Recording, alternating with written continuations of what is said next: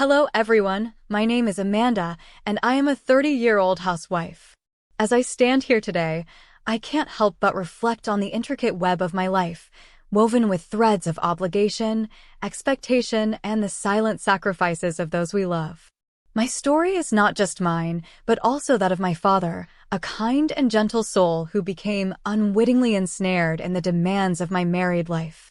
5 years ago, life was simpler, or so it seemed.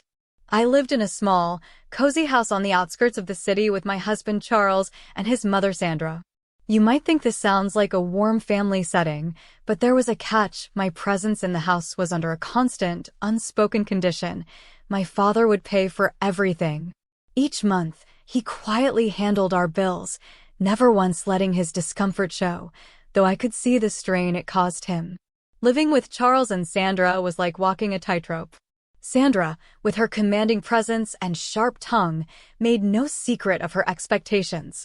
"It's for the best, Amanda. Your father can afford it, and it keeps the family comfortable," she would say, her voice laced with an edge that suggested it was anything but a request. Charles, on his part, stood silently by, his complacency a loud echo in our tension-filled home. Despite the discomfort, my love for Charles and respect for marital commitments kept me tethered to that house.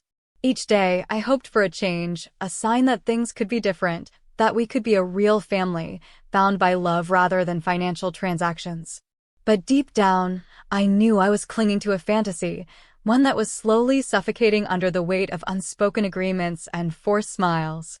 As I sit here now, looking back, I realize how those years shaped the person I have become, teaching me about resilience and the bittersweet realities of love and family. Little did I know, the toughest tests were yet to come, starting with a phone call that would change everything. The day my father died was a day that broke me in ways I had never imagined. I remember every detail with painful clarity: the urgent phone call, the rush to the hospital, and the cold, echoing halls that seemed to mourn with me. He had suffered a heart attack, sudden and severe, and despite every effort, he was gone before I could even say goodbye. In the days that followed, wrapped in a shroud of grief, I found myself grappling with an overwhelming sense of loss, not just of my father, but of the very foundation of my life. He had been my rock, the quiet strength in every storm. Without him, I felt adrift, vulnerable to the turbulent emotions that swept over me. It was during this vulnerable time that my father's lawyer called me into his office to discuss the will, a concept that felt strangely alien amid my grief.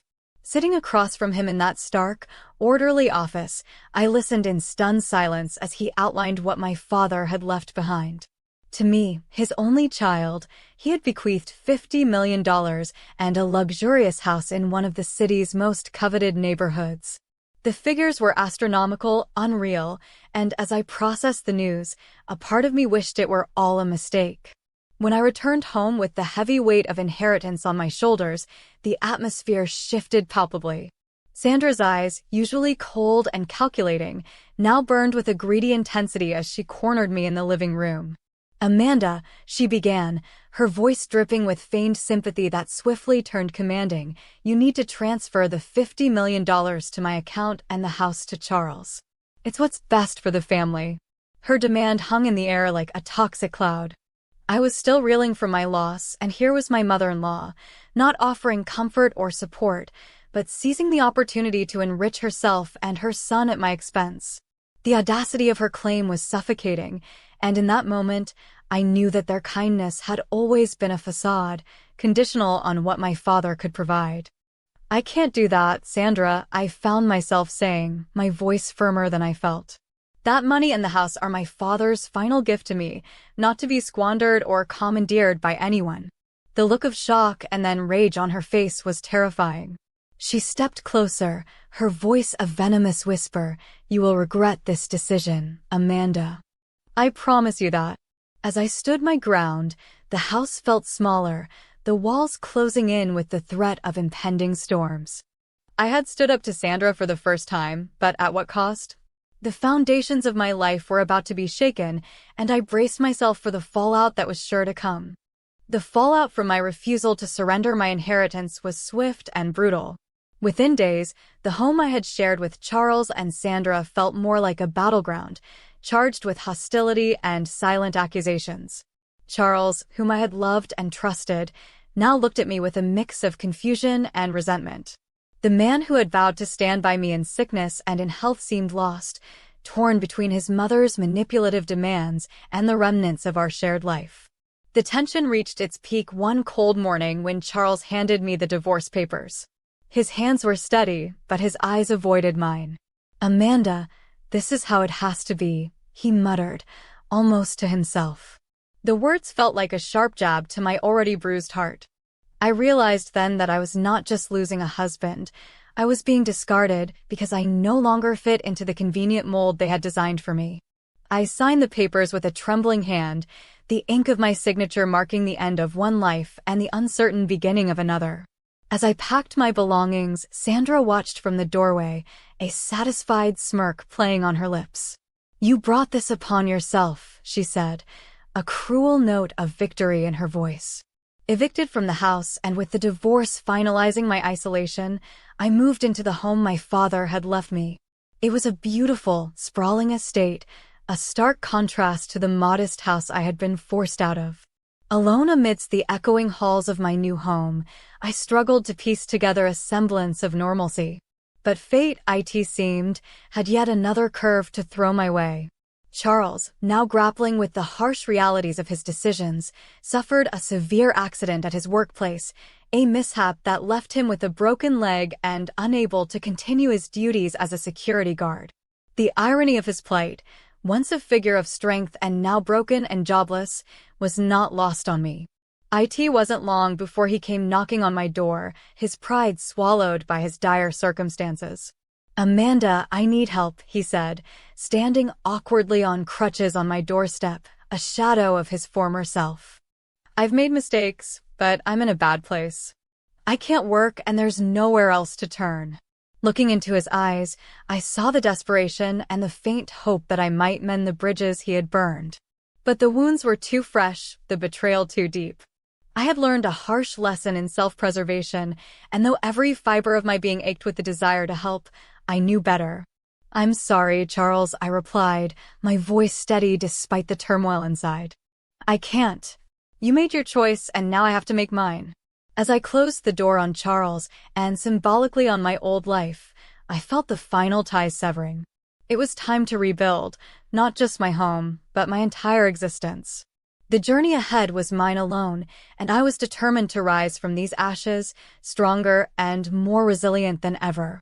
As the dust settled on the upheavals of my past, the vast, silent rooms of the house my father left me seemed to echo with possibility. It was here, amidst the sprawling gardens and sunlit corridors, that I began to envision a new purpose, a sanctuary not just for myself, but for others who had reached their twilight years without a place to call home. Inspired by my father's lifelong dream of giving back to the community, I decided to transform the estate into a haven for the elderly. The idea was not just to offer them shelter, but to create a vibrant community where stories, wisdom, and laughter could intermingle freely. I poured my heart and resources into renovating each room, ensuring comfort and warmth radiated from every corner. The work was exhaustive but exhilarating. With each new fixture installed, each piece of furniture carefully chosen, I felt a piece of my old wounds heal. The physical labor of building something tangible was therapeutic, a stark contrast to the emotional turmoil I had endured. It was during these days of hard work that I truly came to terms with the end of my marriage and the betrayal that accompanied it. As the home neared completion, I began to meet with potential residents. Each elder came with a lifetime of experiences etched into their faces and a cautious hope in their eyes. I listened intently to their stories, each one a testament to resilience and strength. Slowly, the house began to fill with its new inhabitants, their presence breathing life into its once empty spaces. One particular resident, Mrs. Eleanor Rigby, a sprightly 80-year-old with sparkling eyes and a penchant for storytelling, became the unofficial matriarch of our little community. Her tales from her youth, infused with humor and wisdom, became a nightly fixture in the common room, bringing smiles and often tears to all who listened. It's about making the most of every day, dear, she told me one evening as we sat watching the sunset from the porch. Her words struck a chord, reminding me of the fleeting nature of time and the importance of making every moment count. Amidst the daily routines, I found unexpected joy in the simple acts of companionship, sharing meals, celebrating birthdays, and offering a listening ear. The home was no longer just a structure of brick and mortar. It was a living, breathing community, a tapestry of lives woven together by shared humanity. And in this bustling hive of activity and new beginnings, I rediscovered myself. Freed from the chains of my past, I began to embrace the future with open arms, ready for whatever adventures it might bring. My father's dream had come to fruition, not just in the physical creation of the home, but in the community it nurtured. In fulfilling his dream, I had found a new purpose and a renewed sense of peace. The healing power of helping others had given me a fresh start, and for the first time in a long while, I felt truly at home. The seasons changed as the home for the elderly blossomed under my care, and with each passing day, my heart grew fuller with the joy and love that surrounded me. It was during one of my regular visits to the local bank to manage the finances of the home that fate decided to reintroduce an old chapter from my life. Jacob? I uttered in surprise, recognizing the familiar face behind the bank manager's desk. It was Jacob, my childhood friend, whose kind eyes and gentle smile had once been a source of comfort and laughter during our school days. Now, here he was, looking every bit the professional, but still with that same warmth in his eyes. "Amanda, it's been ages," he exclaimed, his voice tinged with genuine happiness. We talked about everything and nothing, filling the space between us with years of missed connections and memories. It was as if no time had passed at all, yet here we were, worlds apart from the children who had raced bicycles down neighborhood streets. As our meetings became a regular occurrence, the connection we rekindled grew deeper. Jacob was a grounding presence, his steady demeanor a stark contrast to the tumultuous relationships of my past. His interest in my work and his eagerness to visit the home and meet its residents touched me deeply. He didn't just listen, he engaged, bringing laughter and joy to everyone he met. One crisp autumn evening, as we walked through the gardens of the home, Jacob stopped and turned to face me, his expression serious yet tender. "Amanda," he began, his hands nervously fidgeting with a small box he had pulled from his pocket, "I've seen you bring so much happiness to others, and you've brought so much to me too. I can't imagine a future without you. Will you marry me?" The proposal took my breath away, not just because it was unexpected, but because it felt so right. Here was a man who saw me for who I truly was, who had been a friend long before he became a lover. "Yes, Jacob," I replied, my voice steady and my heart full. "Yes, I will marry you." Our wedding was a simple yet beautiful affair, held in the very gardens where he proposed. Surrounded by the people who had become my family, with the golden hues of the setting sun as our backdrop, we exchanged vows of love and commitment. Life with Jacob brought a sense of completeness I had never known. Together, we navigated the challenges and joys of our days, always supportive, always kind.